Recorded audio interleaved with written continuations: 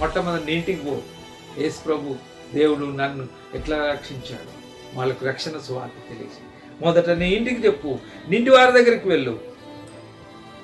చూసారా, ఈ మధ్యాహ్న సమయంలో దేవుడు ఒకవేళ నీకు కుటుంబంలో నువ్వు ఒక్కడివే రక్షింపబడితే నువ్వు చింతపడాల్సిన అవసరం లేదు, దిగులు పడాల్సిన. వారి కొరకు ప్రార్థన చేయి, సువార్త ప్రకటించు, రక్షణ వాక్యం తెలియజేయి, వారు వింటారు.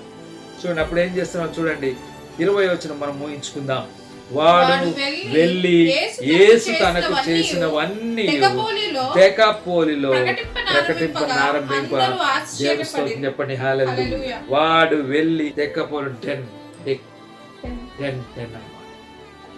చూసారా, 10 గ్రామాలకు వెళ్ళి సువార్తను ప్రకటించి, అబ్బాయి ఎంత సంతోషం, ఎంత ఆనందం.